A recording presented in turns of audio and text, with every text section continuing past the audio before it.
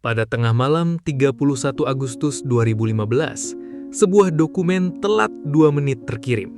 Karena itu, satu kiper terbaik dunia gagal pindah ke klub impiannya, dan kiper lain yang seharusnya jadi penggantinya malah pergi mengangkat 3 trofi Liga Champions beruntun. Ini bukan cerita tentang mesin fax yang rusak seperti yang sering kamu dengar. Ini cerita yang jauh lebih berantakan dari itu. Sepanjang musim panas 2015, masa depan David De Gea di Manchester United jadi topik paling diperbincangkan di Liga Inggris.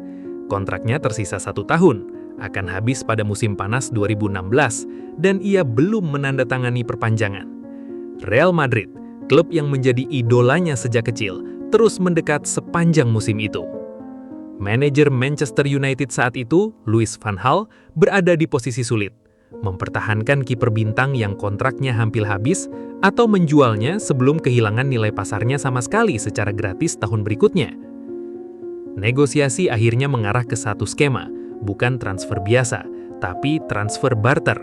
De Gea pindah ke Real Madrid dan sebagai gantinya, kiper Real Madrid asal Costa Rica, Keylor Navas pindah ke Manchester United, dilengkapi dana tambahan yang menurut laporan saat itu sekitar 29 juta pound sterling.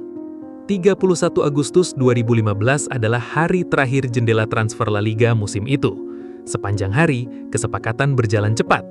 Berdasarkan pernyataan resmi Real Madrid yang dirilis setelah kejadian, ini kronologinya. Pukul 13.39 waktu Spanyol, Real Madrid mengirim draft kontrak ke Manchester United. Negosiasi berlanjut sepanjang sore dan malam. Pukul 23.32, Real Madrid menerima dokumen yang sudah ditandatangani De Gea dan Navas, lalu mengirimkannya balik ke Manchester United untuk proses terakhir. Pukul 23.53, Manchester United baru mencapai kesepakatan final dengan agen Navas, dan saat itulah kontrak baru dikirim ke Navas untuk ditandatangani. Tepat pukul 00 waktu Spanyol, yang berarti jendela transfer La Liga sudah resmi tertutup, Manchester United memasukkan data De Gea ke sistem FIFA Transfer Matching System, tapi belum memasukkan data Navas. Real Madrid baru menerima dokumen lengkap pukul 002 menit dan mencoba mengakses sistem TMS, tapi sistemnya sudah tertutup untuk Spanyol. Pukul 00.26, FIFA TMS buka akses lagi untuk Real Madrid, karena jendela transfer Liga Inggris saat itu memang masih buka sampai 1 September. Tapi jendela La Liga sendiri sudah terlanjur tutup tepat tengah malam. Hasilnya, transfer ini secara teknis tidak pernah selesai diproses sebelum tenggat waktu La Liga. Cerita yang paling sering kamu dengar tentang kegagalan ini adalah mesin fax di Old Trafford rusak. Bahkan Keylor Navas sendiri dalam wawancara setelahnya menyebut bahwa faxnya tidak sampai tepat waktu. Tapi kalau dilihat dari kronologi resmi di atas, ceritanya lebih rumit dari sekedar mesin yang rusak. Real Madrid menuding Manchester United lambat dan tidak kooperatif dalam menyelesaikan dokumen Navas. Manchester United membalas bahwa mereka sudah mengirim semua dokumen tepat waktu. Yang jadi masalah sebenarnya kemungkinan adalah 2 hal sekaligus. Proses negosiasi yang baru selesai mendekati tengah malam, dan 2 liga yang punya jam tenggat waktu berbeda. La Liga tutup tepat tengah malam, sementara Liga Inggris saat itu masih buka sampai keesokan harinya. Sampai sekarang, kebenaran pastinya, apakah benar ada kerusakan teknis di mesin fax, atau ini murni soal manajemen waktu yang buruk dari kedua klub, masih diperdebatkan, dan kedua klub tidak pernah benar-benar sepakat soal siapa yang salah. Sekarang, bayangkan kalau dokumen itu sampai 2 menit lebih awal. Kalau transfer ini benar-benar terjadi, David De Gea akan jadi kiper utama Real Madrid mulai musim 2015-16, tepat di awal era ketika Real Madrid akan memenangkan 3 gelar Liga Champions beruntun antara 2016 dan 2018. Pertanyaannya, apakah De Gea, bukan Navas, yang akan jadi kiper di 3 final itu? Tidak ada yang bisa memastikan jawabannya. Yang bisa kita lihat adalah konteksnya. Navas dikenal sebagai kiper dengan refleks luar biasa dan ketenangan di pertandingan-pertandingan besar, kualitas yang justru terbukti krusial di final-final Liga Champions tersebut. De Gea di sisi lain punya gaya permainan berbeda, lebih unggul dalam membaca permainan modern dan distribusi bola dari belakang.